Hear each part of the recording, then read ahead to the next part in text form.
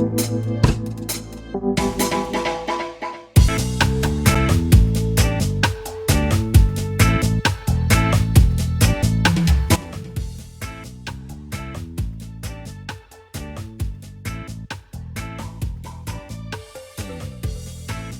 everyone, Chef Patrick Smith here again for Patrick K's Caribbean Delight.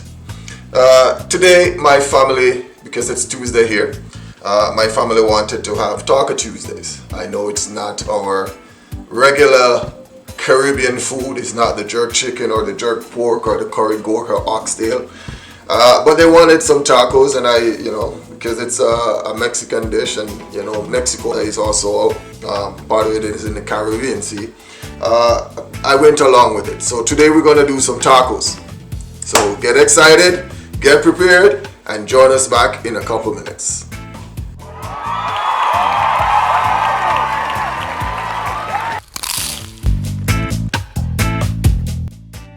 So today's tacos, we're gonna do some fish taco. So I already have my basa fillets here. They're marinating in with some light herbs and garlic. I have my shrimp here, which is marinating in a nice little mango puree. If you want the recipe for those, shoot me a comment below or send me a message on Facebook or Instagram, and I'll send you the recipe for those. We have our minced beef here, which I'm just gonna season with some of my taco mixture, and then we're gonna get those in the pan. I have my iceberg lettuce here, a cucumber, a mango. I have my little tomatoes there. I'm gonna make a mango salsa with those, and then the lettuce on top. Okay. Over here, guys, we have our soft shell and hard shell tortillas. We have some avocado, some cheese, and some regular salsa. So as soon as we get these ready, we're just gonna come back and we're gonna show you what we're doing, and we're gonna get ready to go. Hi guys, welcome back. So we're gonna get started. We're gonna just lightly dust our fish. I like my fish to be crispy in my tacos. So what I'm gonna do, I'm gonna take my flour, okay? I'm gonna just dump it in a mixing bowl. I'm gonna add a little bit of my taco spice, just a little bit, just for that flavor, because there's a lot of flavor already in the fish, okay? So you wanna just ensure you mix that in properly, okay? Then I'm just gonna take all the fish right here, dump them in the flour. Simple, right? Right, go ahead and put this in the sink, okay? And then I'm just gonna get all these nice and coated. Now you can do your flour, your egg mixture, and your breadcrumbs if you want to go that way, if you want it like really crispy. For me, what I do is I drench them in flour, okay, and then I just put them on a paper towel. So while they're resting, liquid in the fish soaks up the flour, so by the time you put it in the oil, it's nice and crispy, okay? So I don't need egg, don't need breadcrumbs, and if you do it this way, it also saves you a little bit of time as well, and it retains all the flavor that you've already put into your fish. Okay, so while we're doing this as well, I'm just gonna get my fire going, get my oil nice and hot as well. Okay.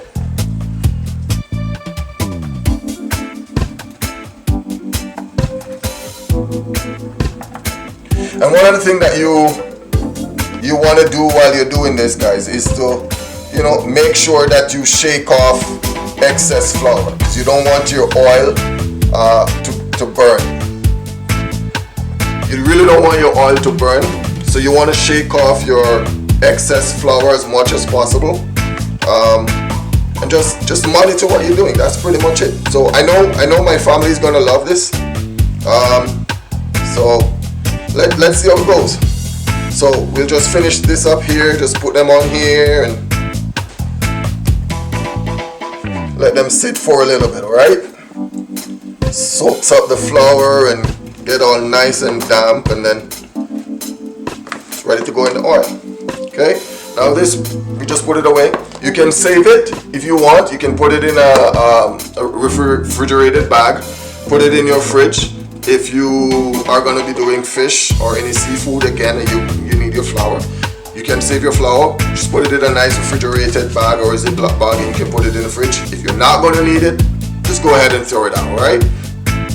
Alright guys, so hands are washed, I have my gloves on, okay? My beef is washed and was resting a little bit. So I don't like my beef when I do taco. You know, I don't like it to have too much spice or too seasoned. So I just lightly dust it, maybe half a tablespoon of taco spice, and I just gently massage that into my minced beef. Okay, so lightly put that in. All right. So while I'm doing this as well, I'm just gonna go ahead, turn on my pan here, get that all nice and hot, because as soon as I'm finished mixing this all together, I'm just gonna go ahead and put it in the pan. And you don't want the pan to get really too hot. You want like a medium heat on it, because you don't want the beef to cook too fast, because then it clumps up together. So you just want to slowly cook it, and then, you know, get your fork or your whisk and just gently massage the beef so that it comes apart. Alright, so we'll let this rest for a minute while our oil gets heated. I'll just put it over here away from the seafood. Okay, and we'll be right back.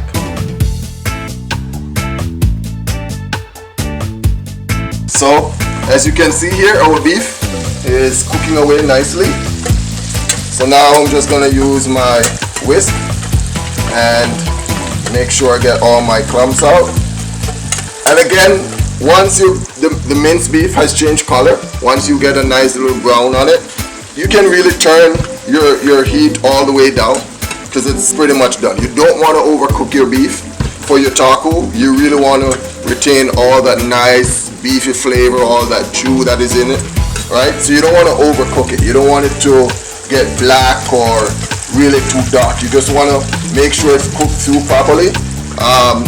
When I was working with Aramark, one of the things that we went by was anything above 160 degrees was okay to eat. Okay, it's safe. Okay, so once you are confident that your beef is cooked through properly, you can just go ahead and turn your flame down and just let all that flavor go through the beef.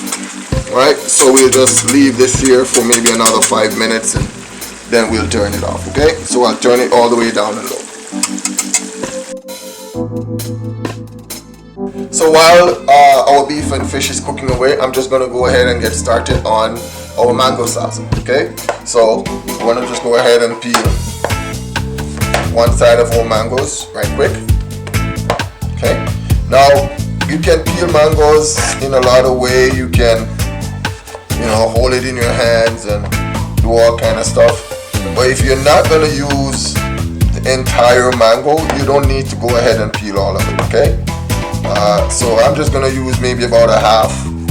So I just need to get a half of it going. Okay, so I peel it, take it off the seed. Okay, and I put this aside.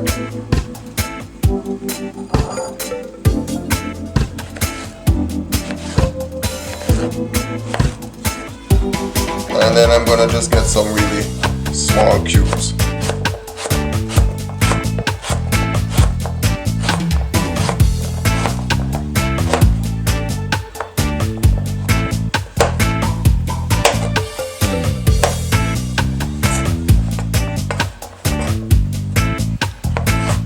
You might wanna cut these a little small.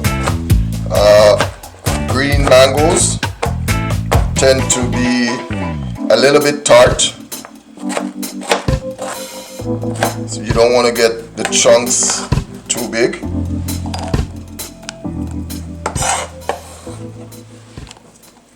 Okay, just not a whole lot of cucumbers on here, because again, it's supposed to be a mango salsa.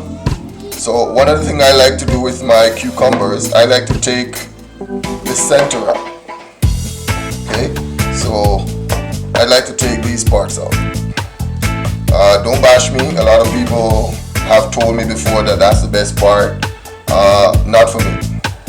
Okay, I grew up in a rural St. Elizabeth in Jamaica, and we grew up raising pigs and a lot of different animals. We had goats and cows, and my grandfather farmed his own vegetables, and you know, after the harvest, if we had a whole lot of cucumbers or tomatoes left back, we would feed those to the pigs, okay?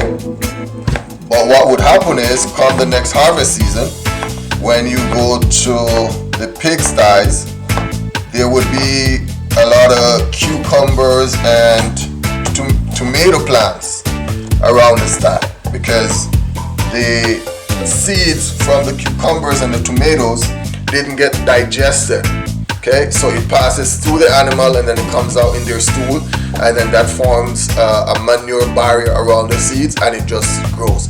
So I grew up with the understanding that if an animal cannot digest or break down seeds, then I shouldn't eat it, and that's just me. So whenever I do tomatoes or cucumbers, wherever possible, I try to take the center out. Okay, that's just me. You don't have to do it, but that's just the way I am. Okay, so we'll do a couple little tomatoes here just for color. A lot of people like using Roma tomatoes when they make their salsa. I like using cherry tomatoes. It adds a little bit of sweetness to whatever you're doing. So again, whatever you feel comfortable doing, you can go ahead and do it. Okay, so then I just want to put some green onions in there. Again, it's just for flavor.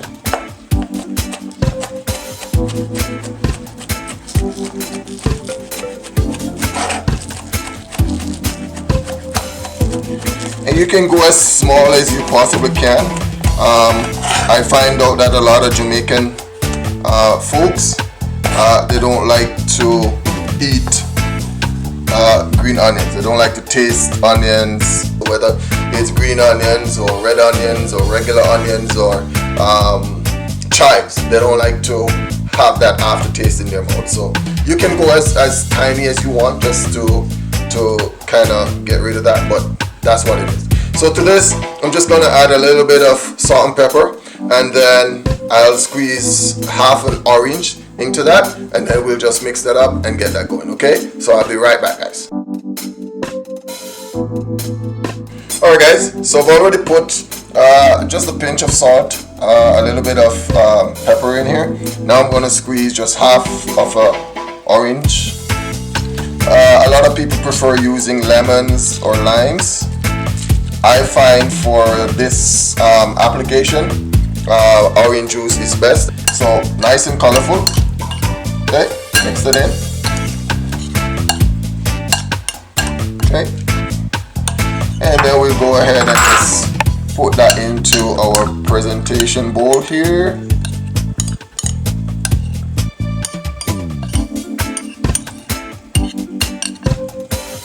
So here we go, guys, and then we'll just set that aside. Alrighty, so stay tuned, we'll be right back. Thanks for staying with us. So, finished product. Alright, we have our soft shelf tortillas, our hard tortillas, top shells. We have our fish and our shrimp. We have our taco beef. We have our cheese, our salsa, our lettuce, our avocado, and our mango salsa. Right? Now, you can go and get your cotija cheese. You can go and get your queso fresco. You can go and get your sour cream, whatever floats your boat, okay? We just wanted to keep it simple. We just wanted to share our Tuesday taco session with you. So hope you like it. Drop a comment below. Let us know if you like it. Let us know what else you want to see us cover for you. And send us a message on our Instagram or our Facebook page, alright? Chef Patrick Smith here for Patrick K's Caribbean Delight. I'll see you again next time.